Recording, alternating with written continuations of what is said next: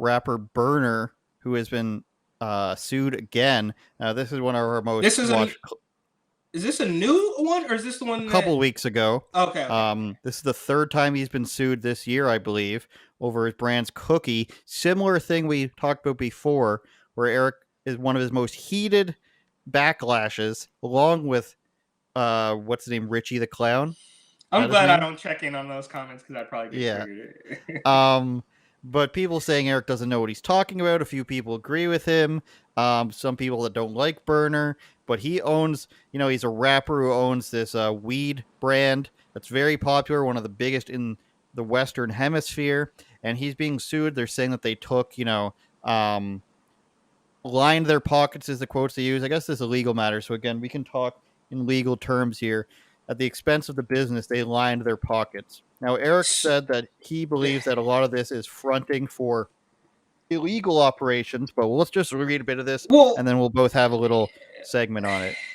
yes, I Yeah. do think. I mean, let's just put into perspective that not just this brand, but when you think about a lot of rappers in general, right? We can go all the way back to the '90s, Suge Knight, up to current day Young Thug. There's typically something behind the facade, right? There's typically something behind the face of the business. And before we get into it, I just want to preface, like, I have no problems with Berner, bro. Like, he's a successful dude. Obviously, he did something very, very right. But I will say, as somebody who is quite familiar with the cannabis industry, especially in California, I will give him the credit. We'll say I don't want to blame him, but give him the credit with over marketing everything and turning weed into this designer stuff. And people are It's pretending that really they nice can. clothes. Well, but they can. People are pretending that they can tell the difference between this weed and that weed when I don't believe they can. It's not. It's Mm-hmm. You can tell the difference between a PBR and a Guinness, right? If you're talking about beer. But I think there are very few strains of weed that people can genuinely tell the difference from if it's not put in a different package or a different bag. Well, But they've let's just they've tell marked. people. Hmm? Let's just tell you to go back and watch the other Burner clip about his other lawsuit. Get get Eric's full view on this, just for Okay. time's sake. It just they over marketed the entire thing is the point I'm trying to make for money, and it worked. It's successful, but it's a little bit of a scam there. So the so the third lawsuit alleges that it's using improper business tactics. A pair of lawsuits filed earlier this year accused the executives of siphoning off millions of dollars in kickbacks, with one lawsuit from a group of investors accusing the Cookies brass of using threats of physical violence to, quote, strong arm and bully others into paying them millions of dollars in personal benefits and kickbacks. This is from everybody's favorite San Francisco Gate, by the way, which is kind of a shitty outlet. So we'll take that Well, into it's free. It's consideration. free. The latest lawsuit filed last week in LA Superior Court by the cannabis breeding company Seed Junkie, that's a red flag already, Eric, that it's a different weed company, claims that Cookies and Seed Junkie launched a joint venture named Mints in 2019 to sell products. The lawsuit accuses executives of Cookies of abusing their power to cook Mints' books to Seed Junkie's detriment, and alleges that Cookies executives use fraud to line their pockets at Seed Junkie's expense.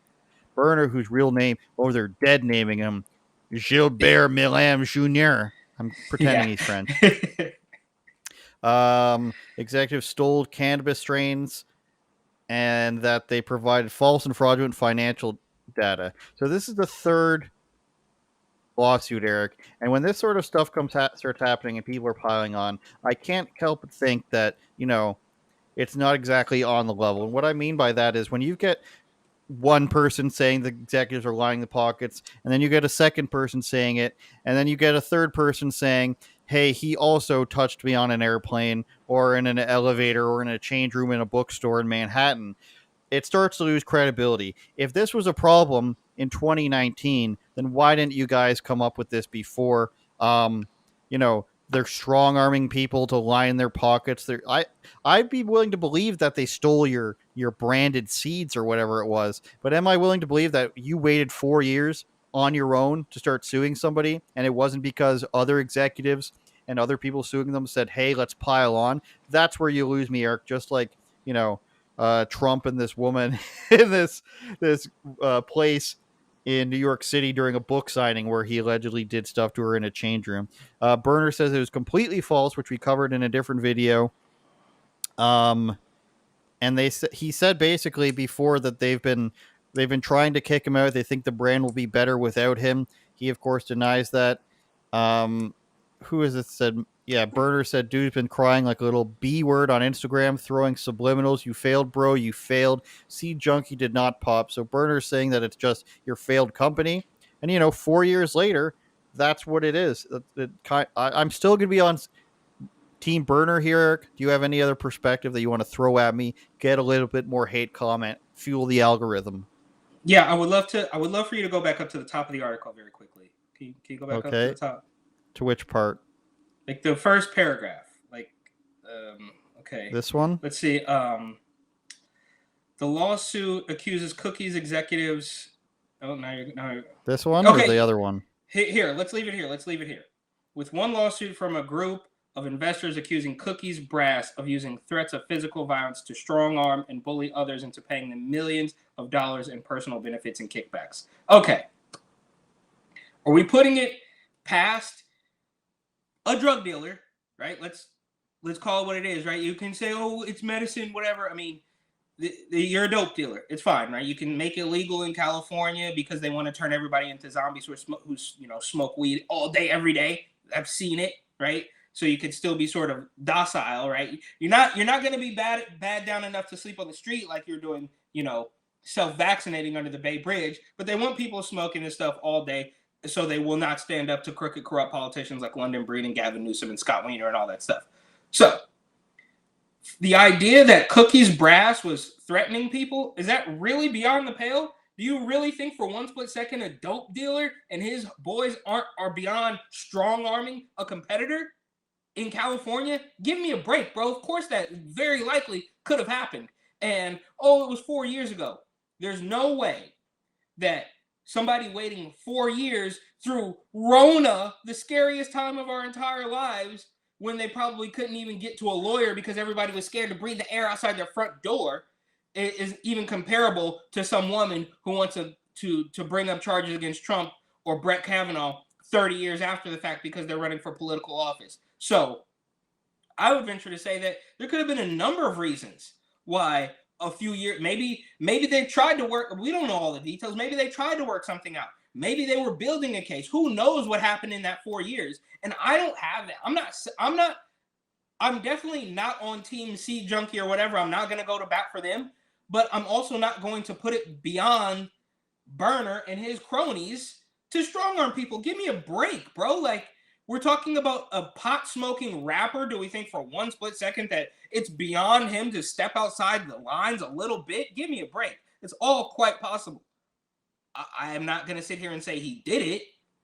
I'm not going to sit here and say that C Junkies is owed millions of dollars, or because I don't know. But to pretend that this is beyond Berner and his posse is ridiculous. Of course, this is all really quite possible. Get Richie the barber on the line. Get Berner on the line. Get somebody else on the line that Eric disagreed with. Get the Cuomos on the line. They're coming for you, Eric. And I'm going to stand there. I'm going to say, it's him. It's him right there, man. Here's the guy, Cuomos. No, I don't like the Cuomos. Richie, tattoo the clown stuff on his face. Permanently glue that clown wig to his head. Like Sideshow Bob's hair or something. Or Krusty. Let me tell you something, kid. This isn't makeup. Yeah, bro, this is absolutely ridiculous. Like, I look, you listen to Berner's music, I'm sure more than I do. Right. But right. in the rap world, half the time is spent expressing how tough and strong and how criminalistic we are. How un-F-withable you are. Nobody could touch you. Again, I don't know much about Berner's music. But if we're talking about hip hop in general, they spend 50% of their time talking about how tough they are, about how I got shot 9 times, this, that, and the other. And I love that. I grew up on 50 Cent. I like Future. I love Kanye West. Obviously, Kanye is a little bit different subject matter wise, but it's like you spend half the time talking about how tough you are. You spend 30% of the time talking about women. You spend another 10 talking about how much money you have, and then another 10 abstractly, coming up with things that don't make any sense, but they rhyme. So yes, this is quite possible that Berner and his buddies did this to gain a little bit more money. I don't think that's even remotely out of the question. Turn it up, Jordan.